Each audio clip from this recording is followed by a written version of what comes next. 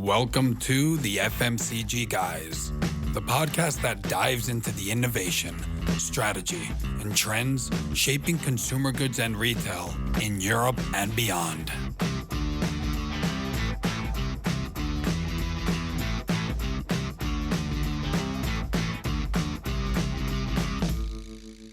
Welcome to a new episode of the FMCG Guys. I'm your host, Daniel Torres. If this is the first time you join us, we speak with the top voices in the fast-moving consumer goods and retail industries. You'll find us on your favorite podcast platform, which is probably where you're finding us now. And also we invite you to follow us on LinkedIn, which is our main social media channel. If you're not following us there, we recommend you do to stay up to date with the latest episodes and other things that are happening in the industry, and you'll join a community of probably, by the time this airs, 14,000 community members and growing. And in this adventure of the FMCG Guys, I've been lucky to be accompanied by a great co-host from day one. That's Efrain Rosario. Hey, Efrain, how are you? Hey, Daniel. Good to be with you as always. Likewise. And it's funny, Efrain, 2 years we've gone through many buzzwords or different trends in the industry. And I think that one big one right now is connected commerce, right? What does that mean to you? Well, there's a lot packed in those two words. The way that I interpret that and the way that I'm kind of seeing it through my vantage point is really thinking, let's call it full funnel, or even forgetting about the funnel altogether and really looking at end-to-end consumer journeys.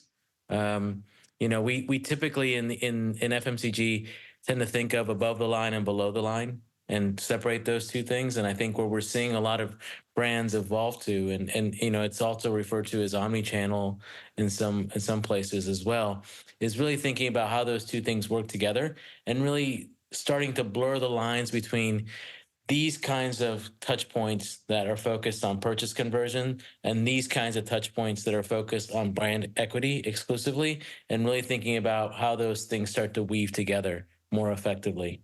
Yeah, well, a lot to talk about. And as you said, unpack, you know how there's these videos of kids online that do unboxing, like they bring them a toy and then they open it up. So today we're going to do this with connected commerce. We're going to really unbox that with some experts that are coming from Pricespider, who are really have that visibility of the end-to-end customer journey, brand to retailer, around digital shelf, shoppability. So on one hand, we have Brett Banner, who's the Senior Vice President of Strategy, and he plays a pivotal role in guiding the company's market, product, and community initiatives. And he collaborates with market and brand leaders across the globe that have a common goal of shaping the future of brand commerce while helping e-commerce teams drive sales, market share, and profitability more effectively. And on the other side, we have Rae Guimond, who is the Director of Strategy and Business Development, where she connects brands to e-commerce data and digital shelf analytics at scale. She has over 20 years of experience in B2B, B2C, DTC, and CPG brand, e-commerce, shopper marketing, and digital marketing. That's a lot. So it's a lot. A lot of acronyms, Daniel. That's good on you. I know. At this time of the day, how did I pull that? Welcome, Rae and Brett. How are you? Good, thank you. Thanks, Daniel. Thanks, Efrain. Nice to be on the call with you all. Thanks for having us. Yeah, no, it's great to have you here. And we had a nice chat about our home places before we connected, but let's bring the toy in and let's start unboxing it. Let's go. Absolutely. Well, Brett, Rae, thanks again for joining us today. For those of us, or those in our audience who are new or learning about Pricespider, can you just tell us a little bit about the company, where it started, where it's going, and a little bit of an overview in terms of your value proposition for clients? Yeah, absolutely. So, Pricespider, we've been around for over 20 years. So we've been in this industry like you all. You see a lot, you learn a lot, but we're constantly learning. The best way to describe what we do to a new audience is we're the leading commerce enablement and analytics software provider, and we help omni-channel brands take back control over the consumer journey. So brands can leverage our global platform, and it's made up of digital shelf, where to buy, and shoppable solutions. And the key to this, and as we work with clients, and it's like, we'll prove it, right, is it's across any channel, any digital touch point, and any path to purchase along that shopper journey. So, who is our client? Our client's a brand manufacturer that sells their products online, primarily through a channel. So whether that's an indirect or a hybrid model, that's the majority of our clients. We work with over 2,000 brands globally in almost every industry, and that's some of the values. Sometimes we bring cross-industry expertise to a different industry. Our core three are CPG, consumer electronics, and hardware. And we have the largest commerce, retail, and data network in the world with over 32,000 retailers across 90 countries. But all that said, we exist to help brands sell more products. It's a simple statement, but highly complex. And obviously, we need to do that while growing sales, market share, and profitability. Great. And I know that you guys recently, in Q4 last year, you made a report about the state of the CPG, FMCG, call it as you will, industry. We will leave a link to that report on the digital liner notes for people to download it if they want to follow that as they're listening to the show or afterwards. But what are like the key takeaways? Because I think that will give us like a bit of an idea of the state of affairs in this like era of connected commerce. Thank you, Daniel. I'll go ahead and take that question. So as we really think about what brands were looking at in 2023, it was a lot of, they saw that kind of bump in e-commerce start to hit a new baseline. There were a lot of things that like, what's that next normal? Whether you're talking North American, APAC, EMEA, in terms of what are we seeing with our brands? As Brett mentioned, we have a large global scale of brands across multiple industries, and we really wanted to understand the difference between North America and Western Europe. Were we seeing the same things given the effects of inflation, given shoppers trading down, given that continual promo and sale to try to protect baskets? And what that research really found, particularly with fast-moving consumer goods, was that in Western Europe, shoppers were a bit more resilient than North American shoppers. So they were still perhaps having as much purchase frequency, as well as not quite trading down from brand items to maybe store-owned items as what we were seeing with American consumers. But some of the stats we had from the respondents in Western Europe were still saying they saw that falling demand for specialty products. About like 30% of brands were saying, hey, we have specialty assortments, we have seasonals. We're not seeing those affect the basket share as much, perhaps previously. Reduced purchase frequency was something that over-indexed more in North America. But for that European shopper, they might have been, playing a little bit around with where they were shopping versus that purchase frequency. And that continues to be a big item in grocery. Brands were really looking to understand, are the usual things of sales, promotions, seasonal products helping them attract new customers and retain that loyalty among previous purchasers? And how can they really solve for that lapsed purchaser? And so with that, we asked what they were doing with their data and analytics across that e-commerce shelf. So what were the suppliers you were looking at maybe to try to make a difference? What were the product detail page areas you were looking at, as well as what were they doing in terms of investments in retail media? And a lot of the brands really said, we have a tech stack. We're still not utilizing it. The average response was between only 30 and 60% of brands leveraging that tech stack and actually collaborating with other business units to see that data in a centralized look and then figure out, okay, do we want to have an initiative where we're focusing on images, we're focusing on titles to help with discoverability? Ratings and reviews was a big one that popped up as well in terms of fast-moving consumer goods. How quickly can we get positive ratings and reviews, surface those, for example, in shoppable solutions where you're directing someone through social commerce to that digital shelf for purchase? So brands were looking to take 2024 and push in a lot of those areas, consolidating vendors and kind of going a little bit back to the basics because they were not seeing that bump that they had in the previous 2 years. So, and e-commerce was continuing to increase, especially in e-grocery, a big lift in there in terms of what brands were looking for. Yeah, and I think that around e-grocery, and you're kind of pointing to that, but it's interesting to see how the dynamic has changed. Like if you think like 4 years ago, it was all about being there, no? About being in the store, appearing on the shelf. And now, first of all, it's like, where in the shelf are you? And second, it's all like the upper funnel type of investment that's going to the online part, which now it's not only like online is like a decision of like sales channel. Do we sell online or do we not? It's really like, are we building our brand online as well, no? So I guess that you're seeing that a lot, I imagine. Absolutely. A lot of brands are still asking that question of, Really? how can DTC, direct to consumer, on maybe the brand.com exist with the marketplace, exist with the retailer channel? Is there a way in which they both can kind of happily, move more together depending on that fulfillment opportunity? Super fascinating. And another buzzword that I've written down to ask you guys about is data, right? Because there's all these different ways that companies trying to get data to understand the consumer better and be able to message them appropriately, right? But Yep. then there's like, what do you do with data? So, right, how do you process that? How do you put it together to actually mean something and take action on the business? So what are you seeing brands expecting data to do for them? Yeah, we've seen that evolve over the years. I think more and more brands are expecting, partners like us to kind of lean in and take an extra step forward toward that. A statement that often hits home is that brands can be data rich, but insight poor, right? There's a lot of data out there, but so many things are coming against these brand leaders. They're like, I need insight, but I need that fed to me. I need it to make sense. And so brands need data that can translate to broader insight to identify actionable events earlier, but they need help, right? It needs to be accessible, it needs to be consistent and democratized so internal stakeholders can really make that connection. We're finding if we don't make that connection may not happen.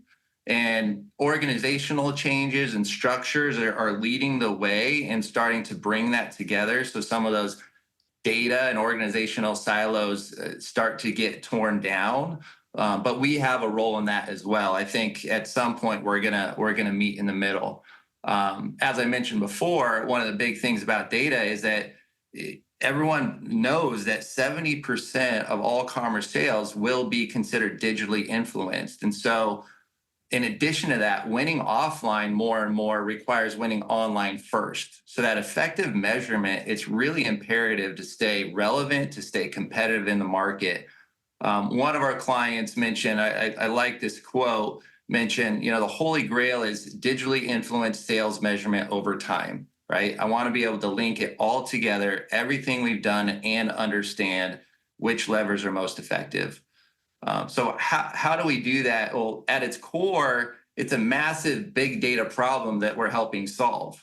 To give you some numbers, it needs to be consistent, reliable, comprehensive, so they can even trust it and start working with their data models. But that network of over 32,000 retailers, we process over 25 million product matches per day, 25 million. Rae likes to break that down so you can understand that number, but that's every single day, day in and day out. And that's executing over 60 million product updates, ranging from once to many times a day that retailers are making, that shoppers are going to see. So that, coupled with being able to capture any point of data virtually on that page, how the shopper sees it, that is an expectation that clients have. But it's very difficult to do. And so that's the baseline. With that baseline, I'd say there's kind of 5 goals that they have with that data. And I could go through those quickly. First one is provide real-time data to the shopper wherever they're shopping to direct and control that journey, right? We kind of take that for granted. But at the end of the day, when you're going online to find that product, you have a very short attention span. And we need to give you a lot of big data information at your fingertips to keep you in that journey and to control that. So the seamless shopper experience is always number one with data. Second is just enabling new performance measurement models. Rae's mentioned it. The words we use are cross-channel and counterpart metrics. Really what that is each channel you're going to get information from that channel, but we give it more holistically, so you have that baseline. And counterpart metrics is really just saying you can no longer only care about social media. You can no longer only care about retail media. You can no longer only care about share of search or the digital shelf or your website. You have to look at those holistically. And so that's what our clients are looking for. My favorite thing is you can't manage what you can't measure. Our friend Chris Perry, we are what we measure. So if you really want to impact change what you measure, right? If there's one thing, change what you measure and change will start to happen. The third is provide and enable consumer insight to inform decision-making. So oftentimes with our data, how vast and rich it is, you still have to integrate that with other data sets, right? To tell that full story. So a big journey that our clients are going on. And then really leverage that for performance data for conversations we had earlier, channel scorecards, how to come to that retail media joint business planning session to make sure you understand your business holistically. You understand how someone might compare a channel, a retailer, a marketplace in that equation. So you know where to invest, you know what levers to pull. And then lastly, it's just powering the AI of the future. I've seen a resurgence of this focus on data because I think in the past, a lot of people tried to solve for it and they realized this is really hard. And, there's not enough time in the day for me to do the things I need to do with this massive amount of data. When they see the power of AI, they're saying, I can now tackle this. I could build out the model. I could figure out these measurement models and where this data should sit internally, and then I could have the machines working for me. So that's kind of what I see the needs of our clients looking at data. It definitely spans a lot of areas, but really, like I said, a resurgence right now of people focusing on data again. Yeah. And I guess if I can speak as maybe a voice from the brand world, I think you've hit the nail on the head with a lot of these in terms of some of the discussions that we're having internally. I will tell you that I think connecting to other data sources and being able to compare this channel or these channels to other channels as part of a larger marketing effectiveness model is something that I imagine a lot of brands are thinking about in terms of, as you mentioned, Brett, being able to really think, am I pulling the levers that are really going to matter at the end of the day, right? Because I have a finite amount of budget that I can allocate towards whatever outcome I'm trying to drive, and that's inclusive of e-com or connected commerce channels, but it's also thinking about physical retail and whatever other route to market I may have. So helping me being able to compare across those and make some informed decisions with better consumer insight is high on most brands' list these days. So that being said, we've touched on the end-to-end consumer journey and really thinking about how has that evolved and what does that really start to look like? And, Brett, I've written it down because I want to make sure that I'm quoting it correctly and using it in internal discussions that I'm having in terms of, like you said, over 70% of all purchases are going to be digitally influenced. So obviously, that being said, being able to really effectively engage through digital becomes critical for brands. So my question to you guys is, what does that shopper journey look like in 2024 based on, what you've seen and what you're hearing from your clients? Yeah. I love looking at the shopper journey, and really what we say is that you need to consider where and how the digital first shopper is shopping. We're really shifting to a whole different way of shopping.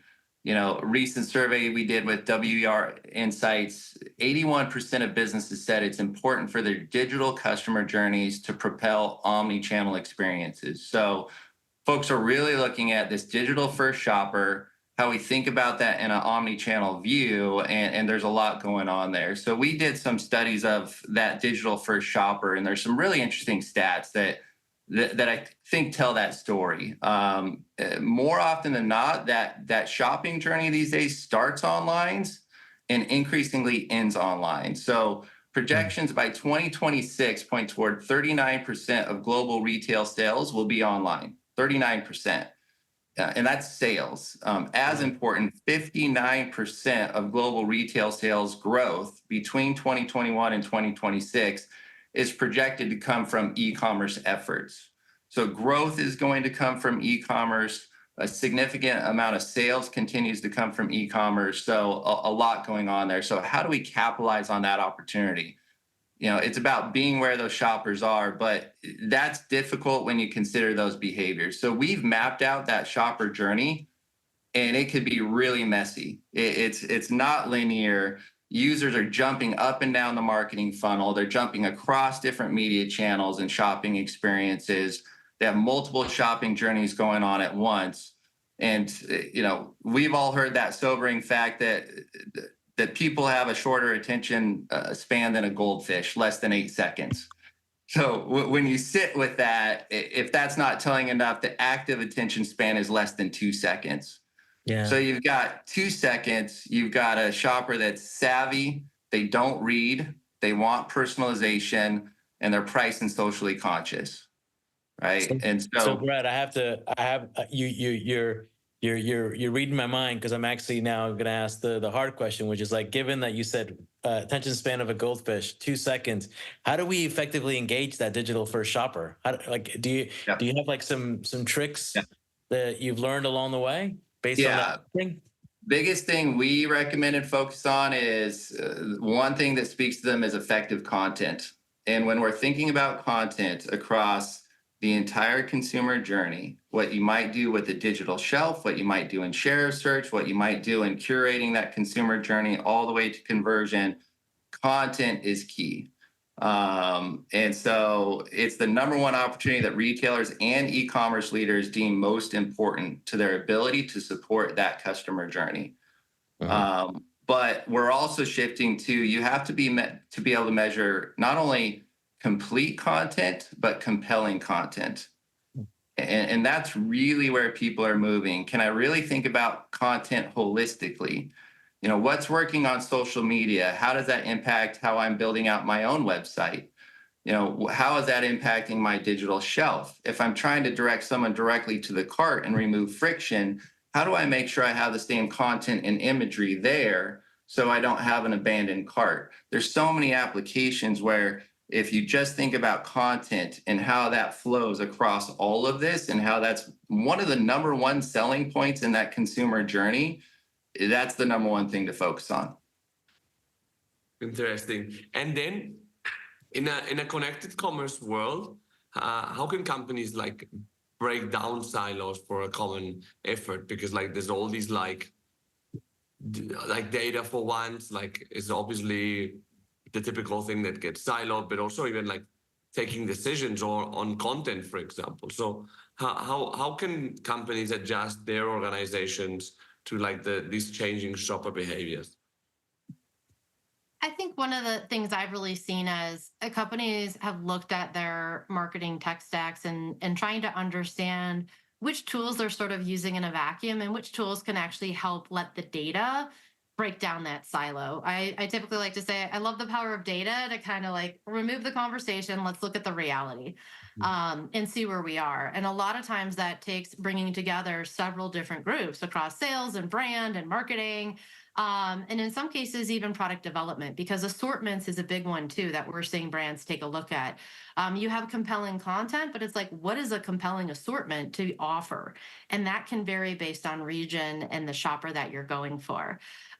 We often hear that stat, it's 20% of the products available in the assortment move 80% of the e-commerce basket. And so, we're seeing brands try to look at how they can use analytics to understand retailer partnerships, those channel partnerships. We've had brands actually ask us how they can utilize our tools to put together those retailer reports. What are we seeing with retailers that we're driving to, in that shoppable media? Now, what are we seeing in terms of the retailers that are getting our new product launches up and ready faster?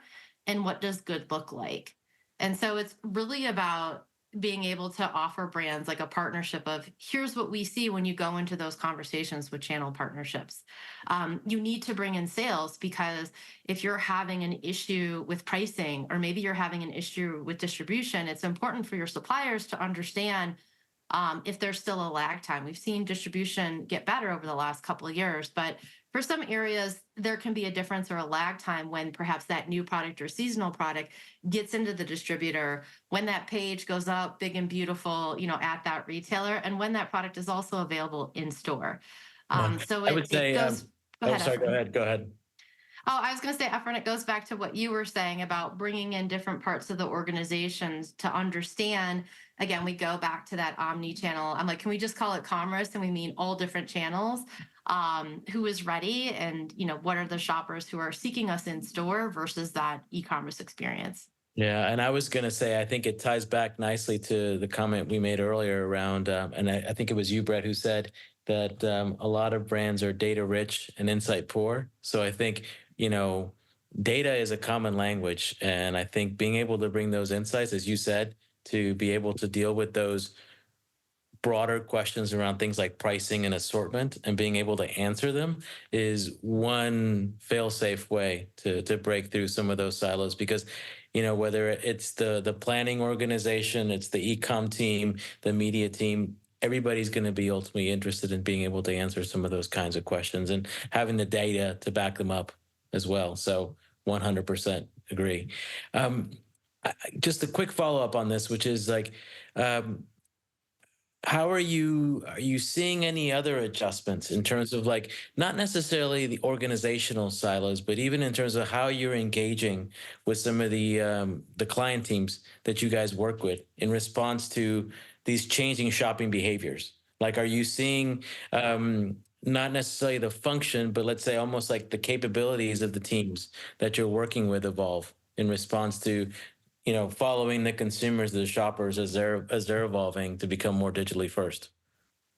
I would say absolutely. One of the biggest things is you're now seeing meetings or capabilities discussions where it's multifunctional with the brand. Before, it might be the website team that is managing that where to buy, right? The direct to consumer, if you have that available on your brand.com, or they're managing where you can find that online or local. Now, instead of just talking to that primary stakeholder, they're bringing in sales, they're bringing in marketing, they're bringing in brand marketing too, to better understand that correlation. They've done this investment. A lot of brands came out and optimized their product images across the digital shelf so that they were better in media and also just better readability. We're talking about a lot of consumers have a preference for mobile shopping. So as a brand, that changes how you might package things. Target actually just had a big update to their Up and Up brand, their brand owned brand, but a lot of the updates they did to that packaging in store is actually for better readability and understanding online of what is that product I am getting. And there we make the case for, you should surface what that product looks like, that hero image in the where to buy. It should probably also be an image, maybe slightly different, lifestyle directed for social. And then if you're doing sponsored, absolutely you want to have that, especially if you're driving through social to that retailer, be that same image featured. So it's about bringing those different pieces of the organization together to say, hey, we're driving brand and package updates to make it better for a digital first shopper. We need to look at how across connected commerce we're showing up and removing friction within that path to purchase. Yeah, I love that example because it really demonstrates how digital is starting to influence functions even outside of marketing, right? Where you're talking about the folks that are coming up with packaging and making it sure that that packaging is, like you said, developed and designed for that digital interaction, even if it shows up in a physical store. I love that. So one final question that we wanted to ask, which is, what are the top things you guys are recommending to brands based on all these observations that you shared with us in terms of how the consumer journey and path to purchase has evolved and continues to evolve over time? Yeah, I'll start, and Rae, if you want to finish it off, I think as we work with unique brands, individual brands, even in the same industry, that there is a choose your own adventure. There's a lot of variables that we need to work with to make some key recommendations. But at the highest level, it starts with a consistent, high quality shopper experience, right? Without that, nothing else matters. It's about that shopper at the end of the day. And then we look at what could be measured by managing that experience to gain insight and impact positive change. The biggest thing, the number one thing that we're talking about in roundtables and private events with different groups is building that repeatable full funnel measurement and using that to re-architect their measurement models. That's measurement is number one. If you're really going to do anything past making sure you have that exemplary shopper experience, you've got to have the measurement behind it as well. And Brett really kind of focuses on that macro there. And with that in mind, I sit with our brands and we really talk about the tactical things. What can you do for immediate consideration given that? And we'll say embrace continuous improvement. People are like, that's fantastic, Rae. What do you mean? And for a lot of brands, I'm talking about going back to the basics. It's taking a look at out of stocks. Like, we know assortment and distribution has kind of normalized, but that still means we have out of stocks. And if you understand when you're out of stock and how you can move around your fulfillment, that's really important, especially if you have media campaigns running. If you've got a tentpole weekend, a seasonal item, that you're shooting toward, how can you get your team to know that quicker? And that goes back to what we like to talk about, the crawling and the data freshness. Brands don't want to wait for that data. They want to get near real time. Crawling is super difficult, but that's one of the reasons it's great to use AI in crawling. I like to say, Brett mentioned some of our millions of product updates we do a day. If you think about the amount of items available in a grocery store in the US, it's kind of around 40,000. Ephraim, do you have a guess on how many items are available in a typical grocery store? Oh gosh, I used to know this. Depends on the size of the grocery store. Is it like It does. 20,000? It could be 20,000 depending on the size. I kind of did some math for us. It's like we're doing the equivalent of updating 625 grocery stores a day. Costco reference, it's over like 6,000 Costco's because the assortment is smaller in Costco's. But it's a lot. It's a lot of updates, but that's a lot of out of stocks. And if you can just be in stock or understand when your competitor is out of stock and you're in stock, you go back to that discovery and awareness piece. So that kind of leads us back to incrementality too. Well, and I will tell you that, Rae, we used to say at my previous company that if you're able to fix or reduce out of stocks by one percentage point, you just created the next billion-dollar brand.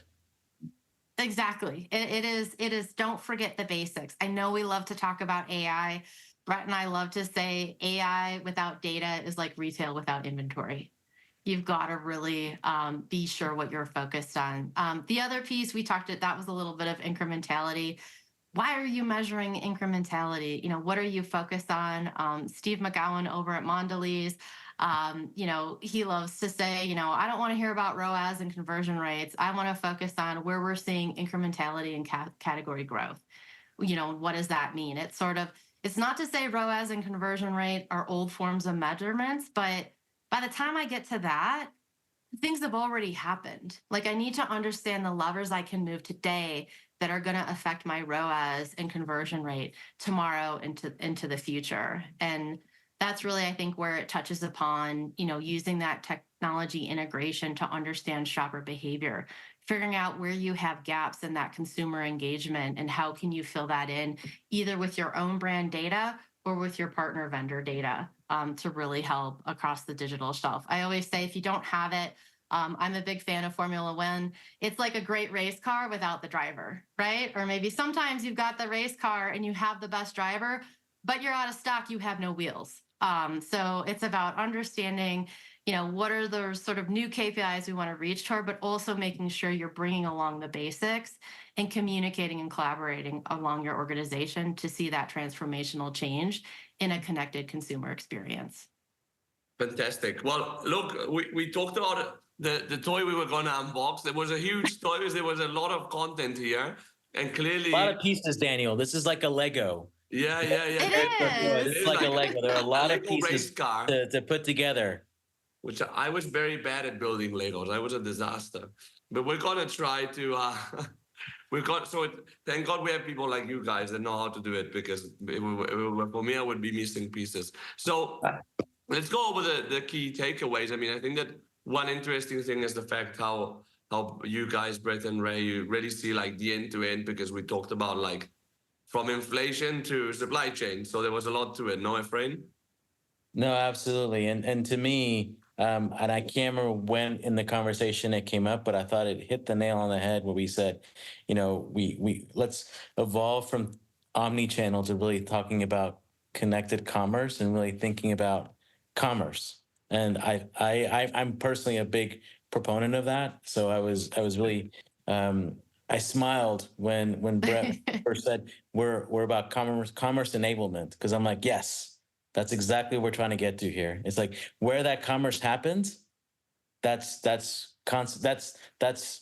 consequence, but we're really trying to enable commerce wherever it happens. So I really was glad that we kicked off the session with that point. You know, the other thing that I really enjoyed hearing you guys mention as we were unpacking this toy was the fact that, well, first off, it was good for me to hear that, you know, the study that you all did in Q4 on the state of CPG industry was very consistent with some of the things that I'm seeing and I'm hearing about in terms of resilience and, you know, the variances across markets. But what I really liked about it was that that report didn't just talk about here's what we're seeing in terms of consumer behavior, but then what do we do in response to that? Like, to me, when you started getting into, like, you know, really taking a long, hard look at your tech stack and really thinking about some of the things like ratings and reviews and your images and your PDP, that to me feels more actionable for brands. So that really makes me want to go ahead and, like, you know, get my hands on that report ASAP. Yeah, we will add the report to the digital liner notes. I mean, I think that we're in a world where like 70% of sales are digitally influenced, and that will only grow, no, as we spend more time on our phones and so on. So I think that brands really like have to make a change to that. No, I mean, and even like 39% of sales are online. So even as a sales channel, it's an important one, and as a growth factor, 59%, it's an important one. But it's not about like doing digital, no, it's about doing brand, if you like, and that's part of the equation. Yeah, and you know, I think that a lot of us in the brand world, or particularly those of us who are involved in some way, shape, or form with digital commerce, we still have some education to do on our ends with regards to helping people think about some of these online retailers not solely as a retail channel, but thinking about all the other things, the heavy lifting it can do in terms of influencing sales that happen in physical outlets, or, you know, how it's able to make what you're doing in social or what you're doing culturally that much more relevant. So Yeah. it's for me, it's always good to hear that you're not alone. So like, so it's nice to have some solidarity there for sure. Same here. And Efren, I'm glad you brought that up, because, you know, mentioning that internal education, we all say these stats, we look at these studies, we know where the market is and where it's going. Some of the hardest thing is just educating internally. So you get the resources, you get the alignment, you get the, you know, the strategy focused on commerce. And so that's probably some of the most frustrating conversations you probably have. But at the same time, that's the most exciting place that we're in, just in this season, in this market, and where things are going, where a lot of people are saying this is the next big jump in commerce, and we're all at the forefront of that. So it's a fun place to be right now. For sure. And I think, you know, it ties back to something else you said as well, which is the role of data and how you can use that data to do some of that internal education, whether it be in terms of like what it does to drive a better overall consumer / shopper experience through real-time data, what it does in terms of the insight that you mentioned and how it can inform decision making. I think all of those things go a long way. And Rae, you mentioned it as well, which is, using data to answer some of those broader questions around things like assortment and pricing that don't live solely in a digital commerce world. Those are things that you have to think about in your physical retail channels and routes to market as well. So I think the data that you all can bring to the party is something that can help a lot of brands in a lot of ways. Fantastic, guys. Well, thanks for joining us so much, Rae and Brett. Thank you. Brett, look forward to seeing you in Barcelona soon at Shop Talk. Exciting times. And Rae, maybe at next year's Shop Talk in Vegas, potentially. Oh, absolutely. And I'll be at a couple of things in the States, and grocery shop's always a big one for us here too in Vegas. I think it's in early October in 2024. Maybe I'll go. Surprise, surprise. Well, thanks to twist Daniel's arm to go to Vegas. Exactly. I can make a sacrifice every now and then.